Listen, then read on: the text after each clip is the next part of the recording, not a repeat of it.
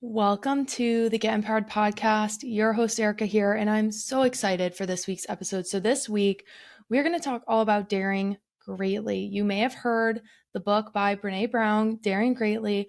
I love the concept, I love the book. And so, I want to go over some key points I learned from the book. The theme of daring greatly and doing big things and doing courageous things has been really prevalent in my life in the last few years. And I honestly had tried to read that book several times, but for whatever reason, the first couple times I tried reading it, it was honestly like almost triggering for me. But I read it a couple months ago, and so I want to go through it with y'all. Of course, I'm not going to do like a synopsis, but I want to go through the key points, key things I learned, and just give you some quick tips on how you can integrate daring greatly into your own life. So let's dive in.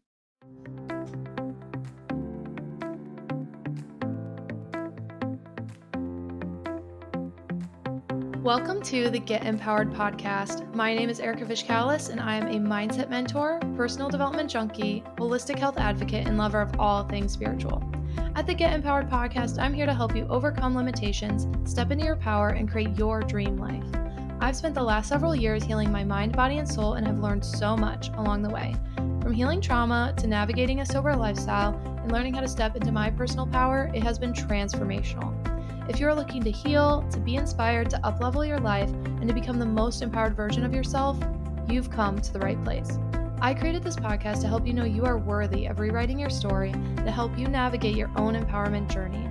You are worthy of living your most authentic, aligned, and inspired life, and I can help you get there. Whether you are diving deep into personal development or just need a weekly pick-me-up, I've got you covered. Thank you so much for pressing play today. I cannot wait to transform together. Let's get empowered. Welcome to the Get Empowered podcast. Your host, Erika, here, and I'm so excited for this week's episode. We are talking all about Daring Greatly, which is an amazing book by Brene Brown. If you have not heard of it, I totally recommend going and listening to it. But first, let's talk about something I am grateful for today. So I am really grateful for the 75 Hard / phase 1. I'm currently in phase 1 of the Live Hard program, which is if you decide to do the year-long program after completing the 75 Hard, is the first phase, obviously that's called phase 1. And it's kind of a lot, and I'll be honest with you guys, in the first, let's say the first like week and a half, I was so fucking over it. I was like, why am I doing this? The 75 Hard was good enough, like blah, blah, blah, blah, blah. And I was telling myself all these stories in my head on why I couldn't do it, why I shouldn't do it. And I was making all these excuses. And I am on day 20 today. And let me tell you, I'm so glad I kept going. I'm so glad I persevered the first like 2 weeks, which really just kicked my butt. And I really didn't want to do it, especially that first week. I was dragging. And I just love it. I love how I feel mentally, physically, spiritually. So if you are someone that's kind of like going through a workout program or doing something that maybe you know is really good for you, maybe it's a new thing you're trying, maybe it's something you've done before in the past that you know just works really well for you, and you're just like not feeling it, this is your encouragement to keep going. Okay. I'm so grateful for Andy, for the creator of the program. And I'm so grateful for the program because I truly feel like I always thrive when I do the program. And I'm sure it's because I'm holding myself to a higher standard. That's the whole fucking point. It's not a weight loss thing, though I have lost some weight, which cool. We love to see it, right? If that's a goal you have. But I just know that it really is something that brings my life to the next level, which is why I'm committing to the year-long program. And even saying that, I kind of hate it because I'm like, well, now I said it, so I have to fucking do it. But I do love it. They have hard days. I mean, of course, there's hard days for anything, but overall, it is a program that has completely changed my life, and I'm so grateful for it. So that is something I'm grateful for. And then something I am loving. This is tough because honestly, I'm loving a lot of different things right now. You know, I've been reading some really good books. I've been listening to some music, but this is more of a concept. And I don't know if I've said it before, so I apologize if I'm repeating myself. But something I'm loving is just getting ready more. You know, I told myself when I just started working from home that I would start getting ready more. And don't get me wrong, there are definitely days when I'm working, I get ready versus not. But even the simple, like do my skincare, do my ice rolling, and put on an outfit, even if it's a casual outfit, just the act of putting on an outfit and intentionally choosing something that I feel good in is really nice. Just like, if you're watching the YouTube version, I'm trying to show up here a bit more professionally because I take myself seriously. I take this podcast seriously. And don't get me wrong, I don't think you need to wear makeup or anything to be professional, but I do think that it makes me feel better and, look good, feel good, do good. That's what I think. So, something I'm currently loving is just that overall concept of getting myself ready. Something that has helped me with this, and honestly, I would love to do a deep dive. I'd love to get an expert on the podcast someday about this, but learning about my colors. So, what colors look best on you? And that is tough, guys. It is so hard to figure out what your season is. I've done these different like apps that tell you, and I'm not really sure if I'm a winter or a fall. And this is why. I do think I'm one of those two. Some people are like, oh, you could be a soft summer. Maybe, maybe. But a lot of the apps or whatever say I'm a winter, which quite possibly. But from my understanding, winters are more cool tones, though I guess there is one of the winter like palettes that is more of a neutral. And I do feel like I'm a neutral person because I can wear both silver and gold jewelry, and I think it looks pretty good, like both, but I prefer gold, right? And then my natural hair color, which you should be seeing my natural hair color if you're on YouTube. I haven't dyed it in a while. And now I do semi-permanent dye, so it always like fades out anyways.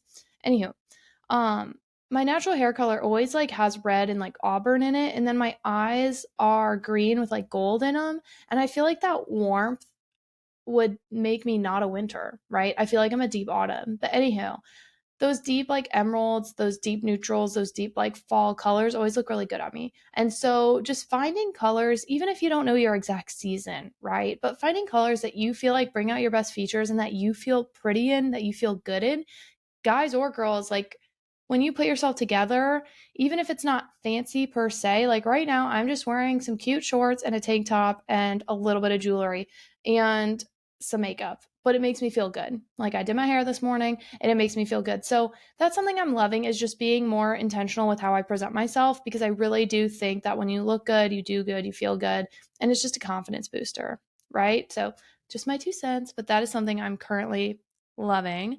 Now, let's dive into Daring Greatly by Brene Brown. It is an amazing book. It is a book I read probably like a month to 2 months ago now. And honestly, it's a book I tried reading several times. And I don't know what it was about the book, but I could not get through it, guys. And the first time I read it, I just got really triggered. And then the second time, I think I was kind of just like not feeling it.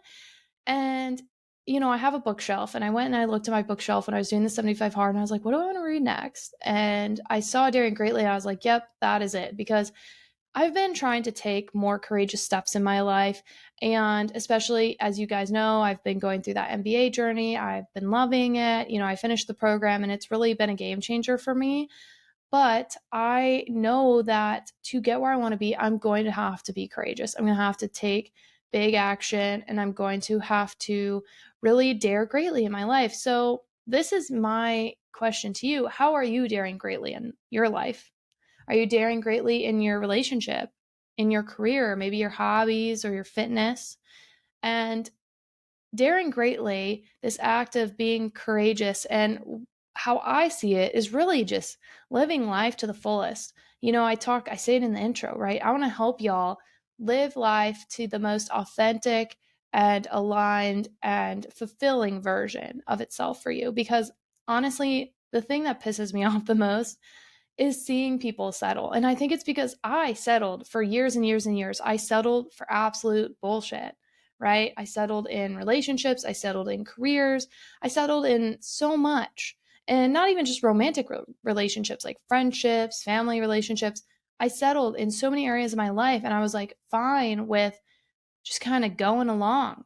And one thing I love is how much I just desire for not more in a material sense per se, but just more fulfillment, more joy, more abundance, just more to live life more fully. Okay. And when I see people settle, it breaks my heart. It literally breaks my fucking heart when I see people, in a relationship that they're really unhappy in, or at a job that they fucking hate, or, even in a body that they hate. Like, there are so many ways that you can dare greatly in life, and taking care of yourself physically, mentally, spiritually, it's so important, right? And so I think a lot of this, though, and this is something she talked about in the book, is it's tied to your worthiness. If you don't feel worthy of living this full, authentic life, you're probably not going to. You probably are more likely to settle. And I talked about that in a couple episodes, recent and some of my earlier episodes, right? I have a whole episode about how to not fucking settle. Okay. And it's one of those things for me where I noticed how much it is tied to self worth, and how the more I value myself, the more I only accept, people who treat me well, and I accept career opportunities that treat me well, and friendships that treat me well, and I only do hobbies that fill up my cup, or fitness routines that light me up. I don't do shit that doesn't like set my soul on fire, and maybe that's the manifesting generator in me. I do think partially it is the manifesting generator in me. It's big for me to like follow the spark, follow the interest. When I have like the spark died down, for me, that's a sign to pivot, and I pivot a lot. I have pivoted a lot. I am like manifesting generator Sagittarius to the fucking core. And if you know, you know. But one thing I think is really key is also surrounding yourself with people who encourage you to dare greatly. So, something she talked about in the book is that how those who love you will support you regardless of the outcome. Okay. They will support you on your daring greatly ventures, and they won't fucking care, whether you make the $1 million or get the thousands of subscribed like YouTube viewers, or, lose the 100 pounds, whatever the case may be. They will love you regardless, because they will see you for yourself, and they will see you daring greatly. They will see you taking steps to live life more fully, more joyfully, more abundantly, whatever the case may be, whatever your situation is. And a lot of us let our worthiness be put in the hands of others. We let other people define our self-worth. I've done it for fucking years. I've done it for years. I mean, I really think that if we don't feel loved, and if we don't have that self-love, it's really hard to feel worthy. And I've talked about this before, but one of the things that really affected me from my childhood, from the trauma I've experienced over the years, is it really took a toll on how I saw myself, on my worthiness. And it shouldn't have, but it did.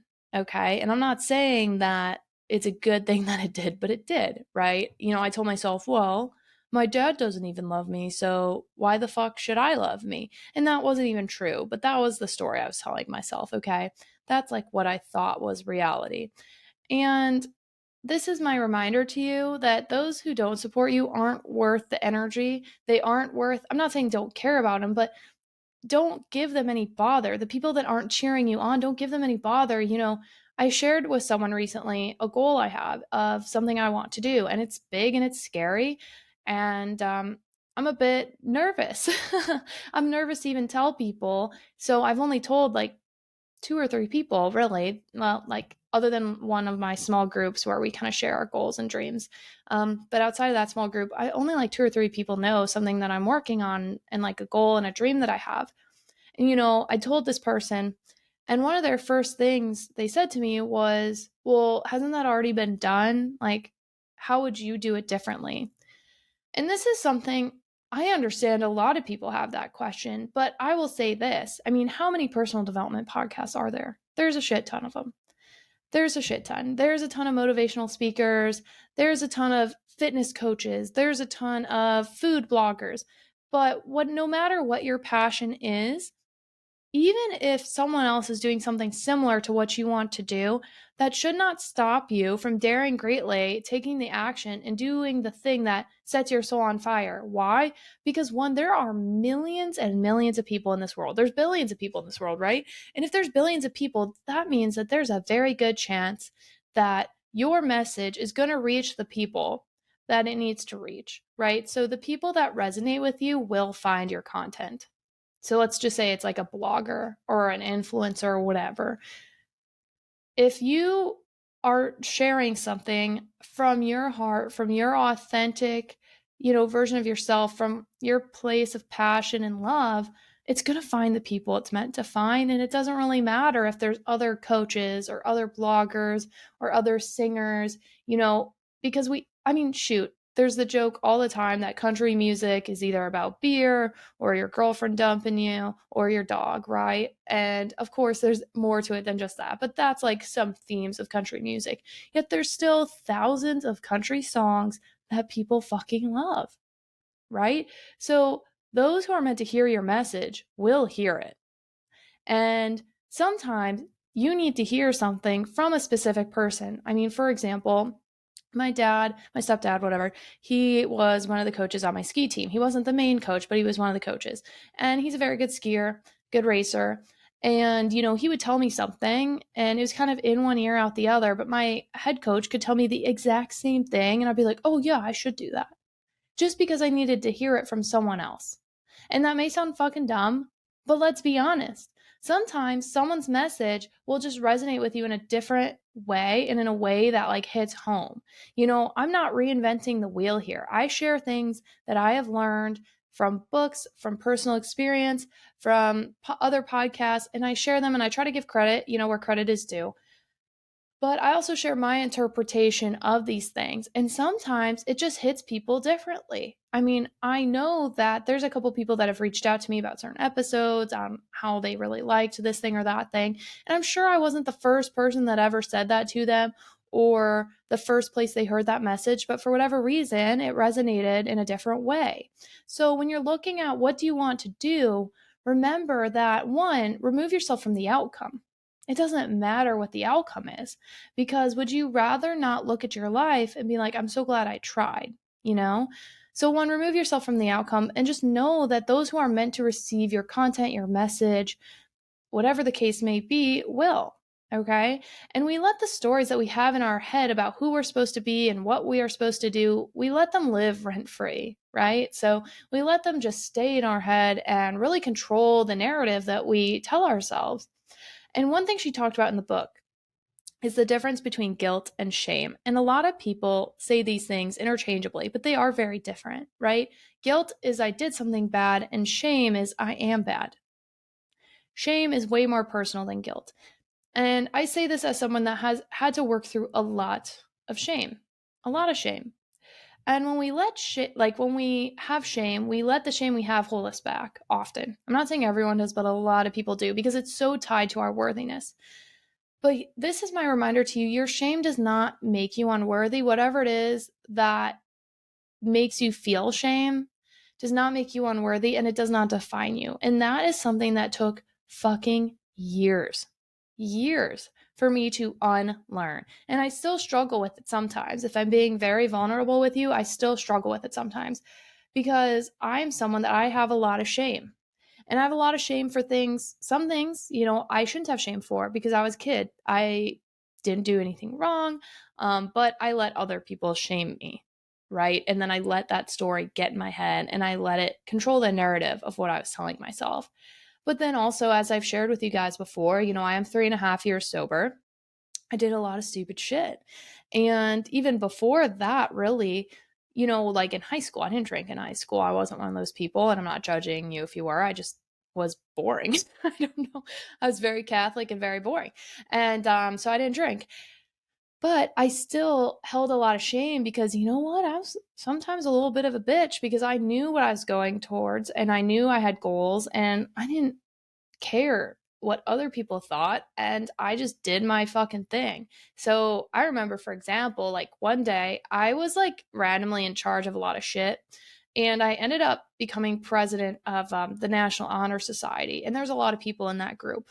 And I remember someone like asked a question and I just responded like so matter-of-factly that it wasn't meant to be rude, but it probably was like rude a little bit.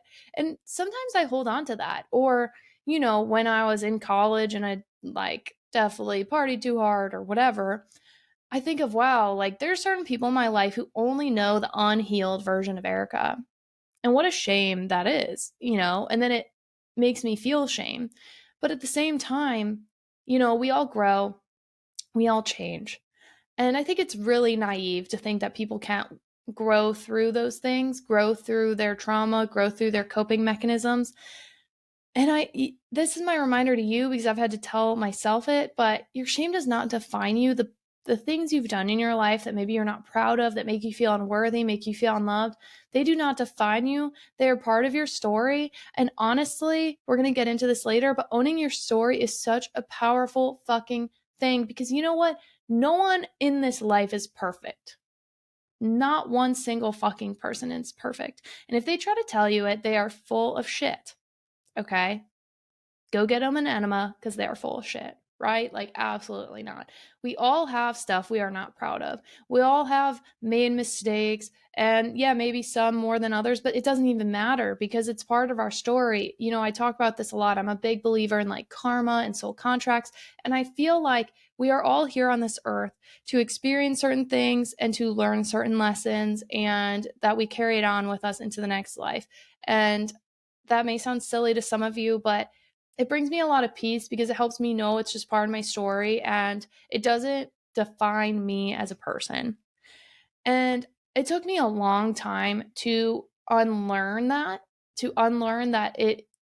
I told myself for years, you know, that my trauma, for example, my trauma defined me. You know, oh yeah, my parents are divorced. Oh yeah, I haven't seen my dad in 18 years. Oh yeah, like this or this happened. I'm a statistic in this way or that way. And you guys know that I am not about that victim mindset any longer, but I let myself be a victim for years and years and years. And a lot of it was because that shame that I held on to. And we let shame hold us back in so many areas. So if you're looking to dare greatly, you really need to learn how to work through that shame. And Brene Brown talks about shame resilience in her book, and there's different things you can do to implement shame resilience into your life. And I love these. And when I read them, I was like, wow, this actually is things I did that I didn't even realize I was doing, you know, to build that shame resilience. Because all of us experience shame at one point or the other. But it's a really important thing to remember that just because maybe you did something you're not proud of doesn't make you a bad person, okay? Just because maybe you made poor decisions or, you know, someone caught you on a bad day, that does not make you a bad person or an unworthy person. We all have our moments and we all have our times where, you know, we could have done better and maybe we were out of alignment, you know, and so we just acted in a way we're not proud of. And that's okay. I think it's really important to learn how to forgive yourself. But when it comes to practicing shame resilience and building that shame resilience, here are some things that Brene recommends. Okay, so first is practicing courage and reaching out. So sharing your experience with someone who has earned the right to hear it is what she talks about and who love you despite our vulnerabilities. And this is really important because I remember, and I'm not going to name names, but I remember I was in the midst of my binge drinking to cope with my feelings and my traumas and my struggles. And I had a not good night. I had a not fucking good night. And I shared that not good night with someone. And I told them what had happened and how I had acted and how I was not proud of how I had acted. And I felt like a piece of shit for it. And instead of like loving me and not saying that when you act in a way you're not proud of, that people need to tell you, oh, like it's okay, it's okay, it's okay. But you don't want to share that with someone who's going to make you feel worse, which is essentially what happened. And I basically was shamed for my pain and the things that I did that I wasn't proud of.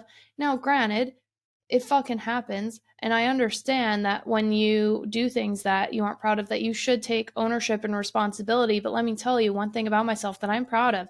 Even when I have fucked up, I always own my shit. 100%. Always own my shit. And I really encourage every single one of you to take on that personality trait because no one likes when you do stupid shit and you don't own up to it. All right. Like that is aggravating as fuck. So I may not be a perfect person, but I always acknowledge when I have fucked up, right?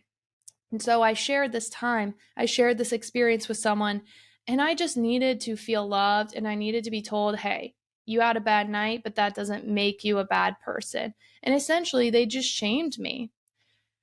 And you know what? That really bit them in the ass when then they kind of fucked me over. And I'm sorry, but I was not really willing to be their shoulder to cry on, because I was like, you know what? I do love you, but I need to separate myself from this situation.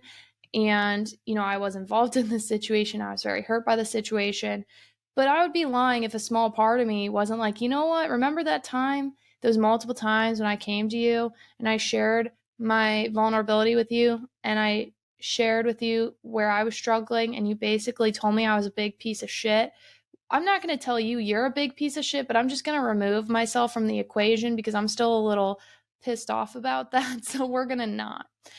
So I think it's really important that when you practice the courage and reach out, you do it to someone that is very safe. And learning who are your safe people is extremely important. Really, really, really important. And I remember, I think one of the reasons that I've grown so much in the past couple of years, of course, I do the work, right? I go to ACA, I go to therapy, I do all this shit. But another big thing is, I've shared this before and it might be corny, but it's just reality, is Kyle has helped me so much grow as a person, because it's one of the first times in my life that I have felt truly loved for who I am authentically as an individual. There's a handful of people in my life that I think truly love me, flaws and all, and Kyle is one of them. And being surrounded by the energy daily is huge. It's really huge. So one thing I do recommend is get a partner who sees you for you, who you don't have to like explain yourself all the time, who it doesn't feel like you're talking to a fucking brick wall, right? Like that understands you and understands your heart and loves you on your good days and your bad days, because we all have them. And having that safe space to land, for example, on a much, smaller note, when I had the courage to tell him that I wanted to start a podcast, he was so supportive. And of course, we didn't know what the outcome was going to be of the podcast, but he was so fucking supportive, right? And or maybe if I'm having a bad day and I need his advice on something, and maybe like I tell him, "Hey, I kind of fucked up here," or I feel like I wasn't my best here. He doesn't shame me. He listens and he loves, and he's like, "Okay, well, maybe we could do this next time or think about it in this way." And it's really important to have those people in your life who are your safe spaces. So that is one way to build resilience, is to or shame resilience, I should say, but also resilience in general, is to practice courage and reach out and talk to someone who has earned the right to hear your experiences and to hear your heart, not just anyone. You really do need to be mindful. Okay, so the second thing, and this is something I'm still working on, but I will say I've gotten much better, especially after my energy healing session, which I shared about in the spirituality episode, which I believe is 62. And yeah, I think it's 62. It's 61 or 62. But talking to yourself in the same way you would talk to someone you love when maybe they're not feeling good about themselves or something happened and they're not proud of it, talk to yourself in a loving, kind, and gentle way. This is something I've been bad at for literally years. Literally years. I have had the worst self talk for years. And it's funny because I would never talk to a friend that way. I would never let a friend talk about themselves that way. Yet I have been so fine with me talking shit about myself to myself. I'm like, God, Erika, you're such a dumbass, or this or that. And I say that all the time so casually. And again, Kyle coming in clutch, he will literally be like, don't talk about yourself that way. And I have to do it to him too, right? If I say something like, oh, I was so dumb and I forgot to do, XYZ thing, and it's so small, say like a house chore, or I forgot something at the grocery store, he'll be like, don't talk about yourself that way. You're not dumb. Okay. You forgot something. It's not a big deal. But and a lot of us, I have so much shame that I've worked through, that I have years and years and years built up of a negative self-talk and this negative narrative about myself. So a big part of building shame resilience is talking to yourself in a way that you would talk to someone you love, like you talk to your best friend or your partner or your lover, whomever. Okay. The next one, and this is where I think for me the podcast has been incredibly healing, is owning your story. Don't let your story fester. Don't let it define you. And something she says is, if you own the story, you get to write the ending. How fucking powerful is this? And that's what I mean by For example, if you fuck up, own it. Own the fucking story and rewrite the ending. And I'm going to go on a bit of a rant right now. Here's the thing, guys. If you own your story, if you take charge of your life, you can write the ending into whatever the fuck you want it to be. And of course, there are things we cannot control in this life. I mean, I went all on it in a recent episode about how I'm kind of scared of having kids. But at the same time, it's not that I'm scared of having kids. I'm also scared of what if I can't have kids? And the whole kid thing freaks me the fuck out, you know? But I'm owning the story of that is something that I'm working through right now because it's something I want and I'm scared it's not going to happen. And actually, we're going to talk about that a little bit later on in the episode. But owning your story. So, me owning the story of, you know what? I used to binge drink in college and it was not a good side of me. And I'm not proud of that. But at the same time, I learned from it in this, and this way. I grew from it in this, and this way. It allows me to own and define the fucking story. And when you own the story, it really gives you power back. And it allows you to realize that, you know what?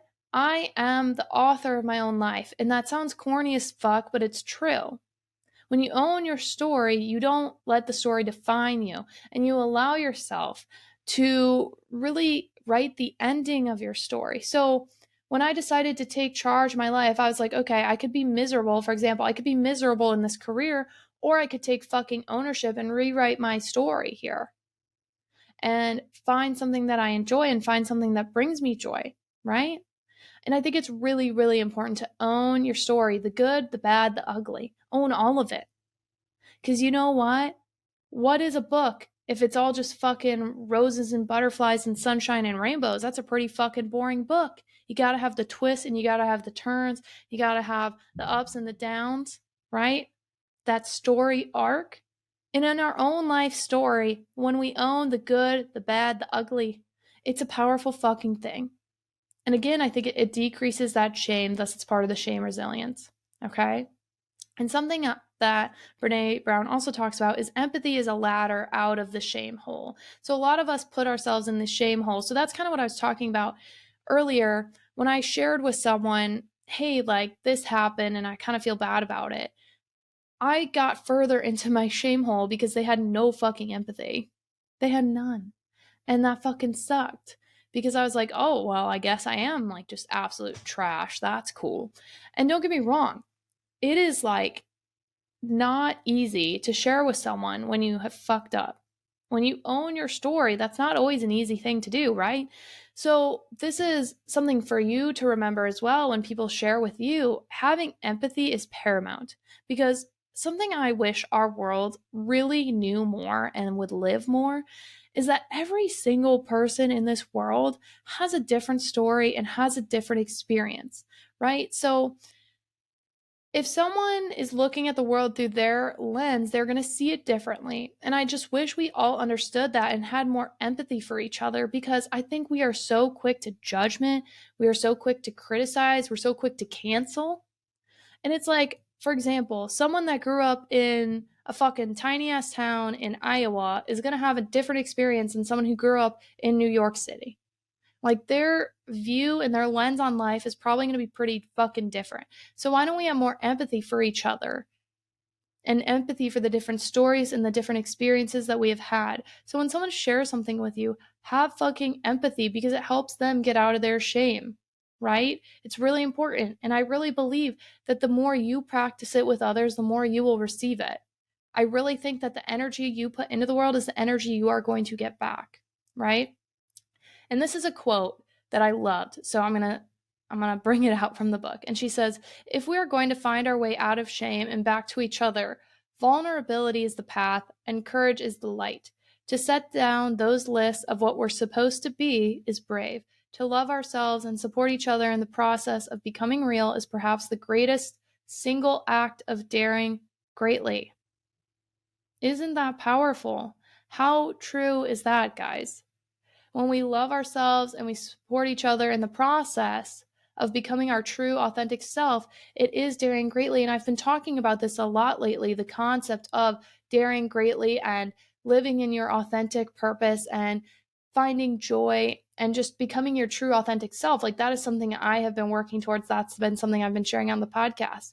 And honestly, this is something she said, and this is again, like, shout out to Kyle. I really think it's one reason why I've been able to grow, but it's much easier to become your real self when you know you are loved, right? Because how many times do we let the narrative of what we're, quote, supposed to be, supposed to do, supposed to act, supposed to look like, how often do we let that define us and define our lives? And when you know that you are loved for you, for the most authentic version of you, that is powerful. When you are loved, whether, you're all fucking dolled up or you just rolled out of bed. When you're loved, whether, for me, I'm like the week before my period and I'm a hormonal mess, or when I'm like having an amazing day and I'm fucking thriving. When I'm loved throughout all those times, it is so powerful and it helps you have so much confidence. And of course, we don't want to put all of our confidence and our self-worth into another person. Absolutely not. No, but it is a good reminder to know you are loved. And I think that is one reason, to go back to spirituality for a hot minute, I think it's why so many people who practice religion find so much comfort in like feeling loved by a God or a universe or whatever, because it allows them to feel that eternal love. And it's much easier to be yourself when you feel loved, right? And I think that is why, if we're really going deep down in the rabbit hole for a hot sec, I think that's why when children experience trauma and they don't feel loved, it fucks with them so much. I mean, I literally lost a parent in a family overnight. And no, they didn't die, but they chose to not fucking see me anymore. And you know how painful that was? That was a fucking gut punch for my self-confidence. And at 10 years old, it really fucking shaped me.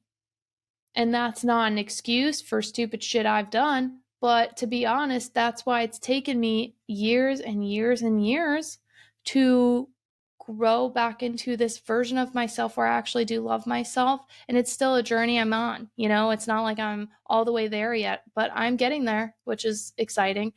So it's a lot easier to become real when you're loved. And I think this is why it's so important to make sure you're surrounding yourself with people who actually give a fuck about you.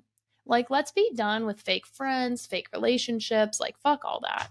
If you're not on the support, insert name here, train, get the fuck off the train, to be quite honest. And I have actually said that to people before. I don't care. I've said it to people before. And I apologize, had a little sniffle. But honestly, guys, surrounding yourself with people who support you is a game changer. It is a game changer. Surrounding yourself with people who love you really is a life hack. And getting rid of those who bring you down, who are competitive with you. We all know, I hate to say this, but we're just going to go there for a minute. We all know those girls that are like really competitive with other women, and instead of lifting them up, like feel competitive and want to bring them down. Like, fuck that. No one needs that. No one needs that petty bullshit. All right. So she says believing we are enough is the key. So she talks about how I am enough, which is worthiness versus shame, and I've had enough. So boundaries versus one-upping and comparison, and how showing up, taking risks, and letting myself be seen is enough. So engagement versus disengagement. So the opposite of shame is like worthiness, right? And boundaries, the opposite of that would be one-upping and comparison, which is not as great. But we all know, I think boundaries are a fucking love language. I love a boundary so fucking much. But also showing up, taking risks, and letting yourself be seen. That is powerful. And that's like engaging in life versus just drawing back and like being a wallflower. And it's really, really important. She also talks a lot about, and this is something I've been talking about in a roundabout way for a while now, is embracing joy and practicing gratitude are key parts of daring greatly. And this is an interesting thing. And I don't want to go too into it because I really think y'all just need to read the fucking book. The book is incredible. But how many times have you had something like good happen or joyful happen and you're just waiting for the other shoe to drop?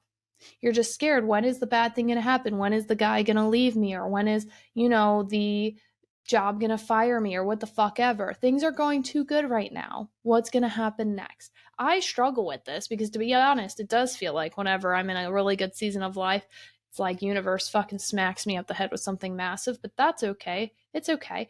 It's good to embrace the joy and to practice the gratitude of the life that you have, because joy and gratitude is key to daring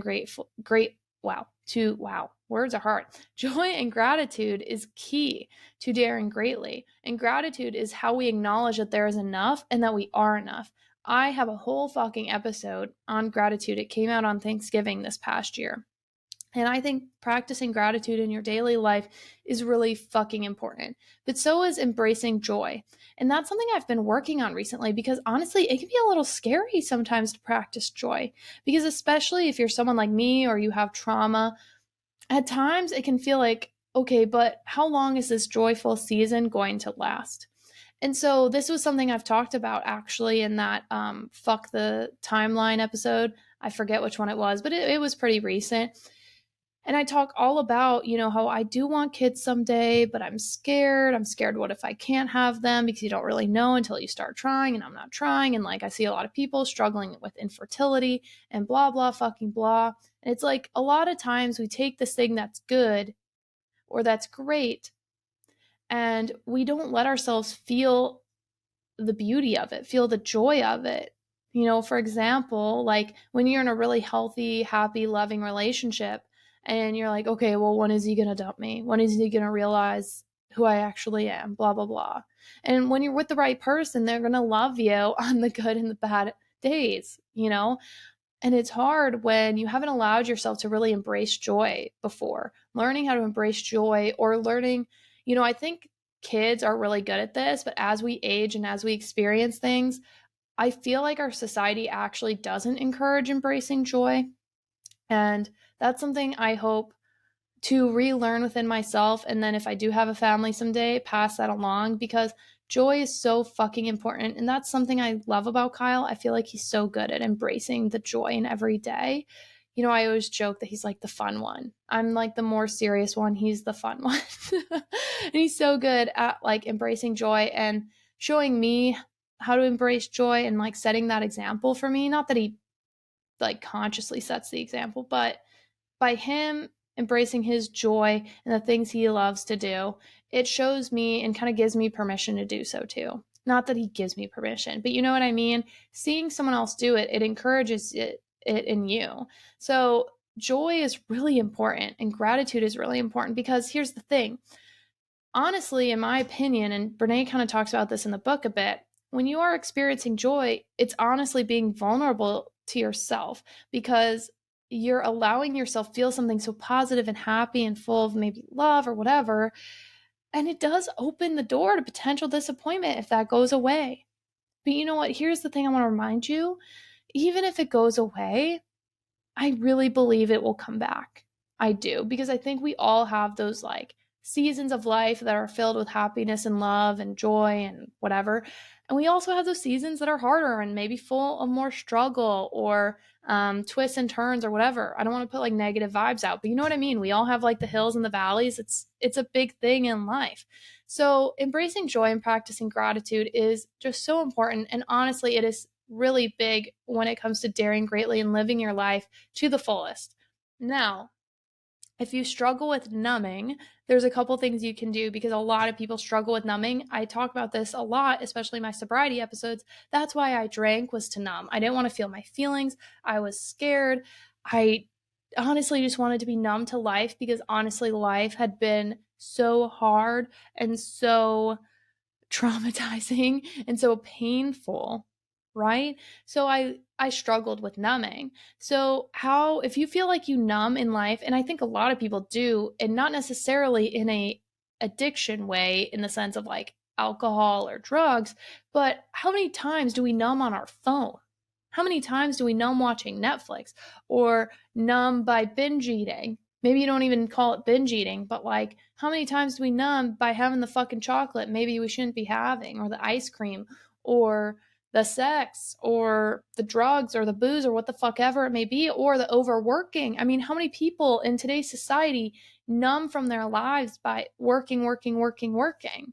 I mean, we all know the stereotype. It's real, it's there, it's out there. So if you struggle with numbing, that is not going to allow you to dare greatly. How can you learn how to dare greatly if you're numbing yourself? So here's a couple things she talks about. So if you struggle with numbing, one, learn how to actually feel your feelings. And I say this a lot. Feel your feelings, but don't get stuck there. Don't get stuck there. Allow yourself to feel the good, the bad, the ugly. Feel the fullness of life. Feel it. And I think that is one of the things that helped me get out of that numbing mindset, was allowing myself to feel the good and the bad. And you know what? When I stopped drinking, I had to learn to feel that shit. The shit that I normally would go cover up by fucking tequila. I was that bitch. I would make you do tequila shots with me.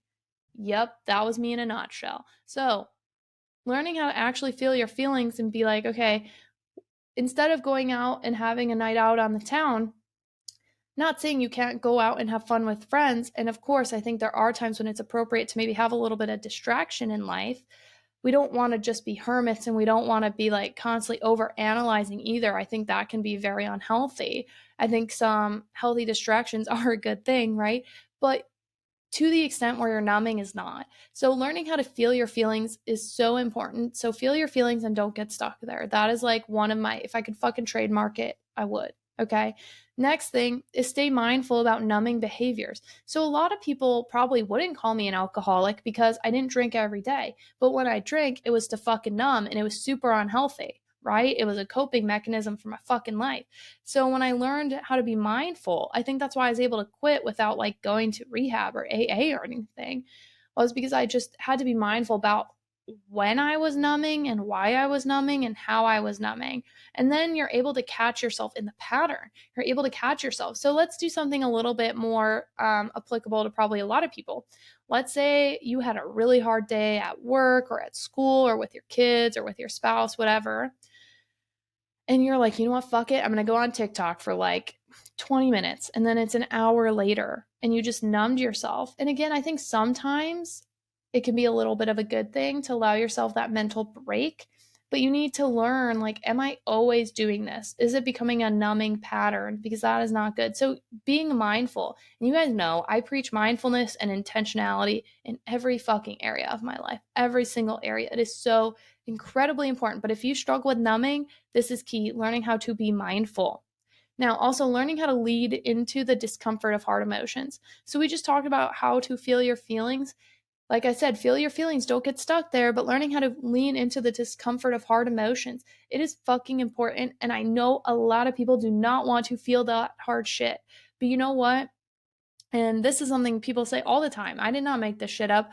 But when you learn how to feel the hard, it allows you to feel the good even better, right? Like when you sit through the pain, when you sit through the sorrow, when you allow yourself to fully heal it, you're able to release it. I think a lot of things that our society is struggling with it is they don't let themselves, people don't let themselves feel the hard shit. They just want to numb it out, numb it out, numb it out. And then it kind of like turns off the good things too, right? Like if you're numbing the bad, you're probably numbing the good to an extent, right? So learning how to lean into the discomfort of hard emotions, like we were saying, even joy can be a hard emotion for people, especially if you're someone that maybe has had a lot of trauma. I know a lot of people with trauma struggle with this because they're like, oh God, I can't trust it. The chaos isn't, or the chaos is what for a lot of people who struggle with trauma, right? The peace isn't seen as safe. I know I struggled with that for a long time. I didn't see peace as safe. I didn't see stability as safe because that's not what I knew in a lot of ways. Okay. So learning how to lean into the discomfort of the hard emotions really will help you with not numbing. Okay. And to end, daring greatly isn't about winning or losing. It's about courage and having courage to live your life to the fucking fullest. Having the courage to live a life you love, a life full of joy, and a life that fills your cup. And having the courage to show yourself and let yourself be seen, to show up and be your true authentic self and let yourself be seen. And this is something that I've struggled with. If I'm just being authentic with you guys, like I am so scared to be seen for myself.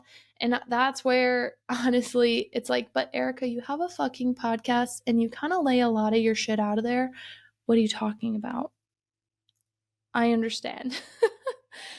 But that's where this has actually been a great practice for me, because so many people, like in my personal life, I would not actually let them see me for me.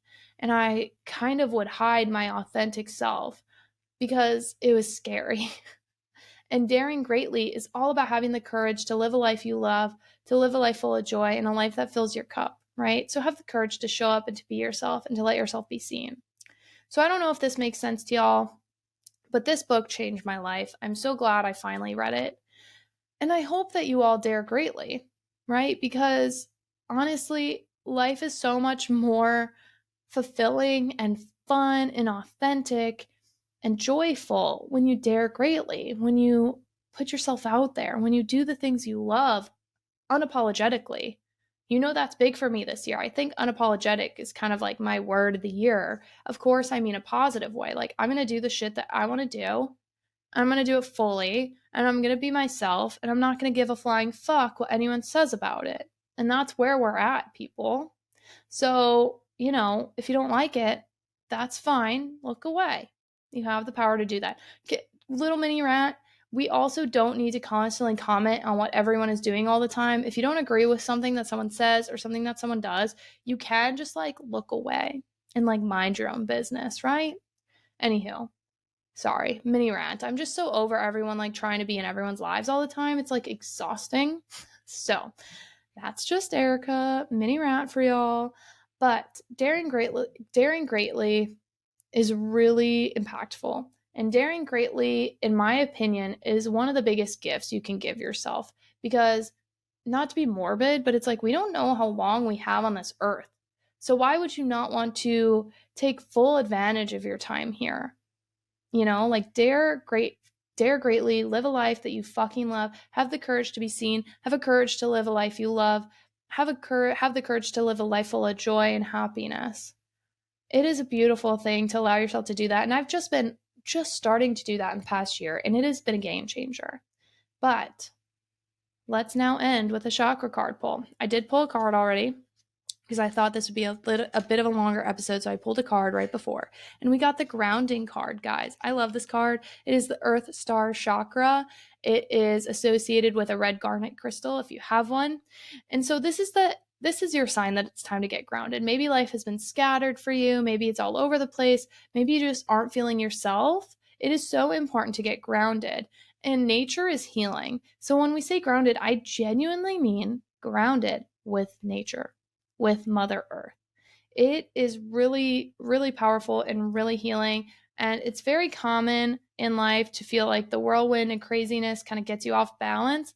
And when you allow yourself to ground and to center, it really can bring you back to yourself, and it can bring so much peace and stability. So this can be something as simple as going for a walk, but literally the concept of grounding, of becoming one with nature.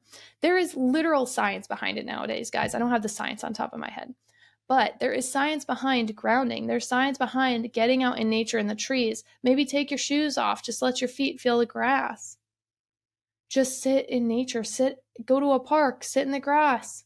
I mean, how many times did you love doing that as a kid? You know, you'd roll around down the hills and you'd fucking run around and you'd pick the flowers. You know, it's summer now. How many times, or maybe spring, depending on where you are, it's pretty much summer here in Arizona. But grounding yourself can bring so much peace and so much clarity, and literally it will affect the electrical charges in your body. And grounding, if you know electricity, is very, very important. So get outside, whether that's a hike, a bike ride, a walk in the woods, literally just sitting in your yard, look at some flowers, look at the clouds, whatever the case may be. But this is your sign that if life has been all over the place, that if life has been scattered, if you're feeling hectic, if you're feeling on edge, this is your sign and your reminder to make some time to ground yourself this week. Even if it's just 5 minutes, it will change your life, I promise you. So thank you guys so much for listening. I really hope that today's message made sense.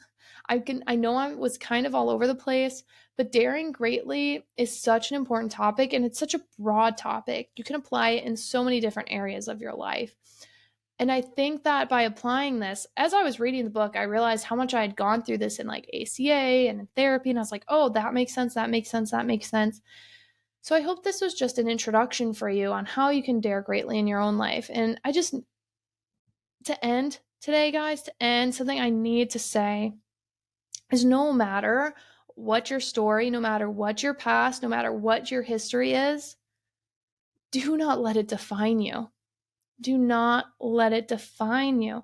I mean, some of the most inspirational, uplifting people I have listened to or read books from had the quote worst past or maybe made some massive mistakes or what the fuck ever. I mean, I've made a plenty of my own, and I'm sure you have too, because we're all fucking human, right? But your story doesn't define you. And you are the author of your fucking life. So go out there, take your story, put it in your own hand, and write out the ending that you want. Write out the chapters, write out the middle section, whatever part of life you're at. Write your own fucking story. Be the author of your own life. Be the creator of your own life. Don't just stop just fucking around. Stop just going with the flow. Take life by the fucking balls and go for it. Live your life to the fullest. Live the life that you want, not the life that your mother wants for you, that your fucking partner wants for you, that society wants for you or tells you to have. Live the life that you want unapologetically. Because let me tell you, when you step into that energy, it is satisfying as fuck. Okay? So, sorry. Had to end with that. I love you all so much. Do not forget to stay empowered, okay? Y'all, I know that you guys can dare greatly. I know it. If you are listening to this podcast, you are someone that wants to live life to its fullest. I 120 million% believe that. So take some time this week, dare greatly, take full advantage of all the amazing opportunities you have. I love you so much. I'm so appreciative of you. Thank you guys for listening, and I will see y'all next week.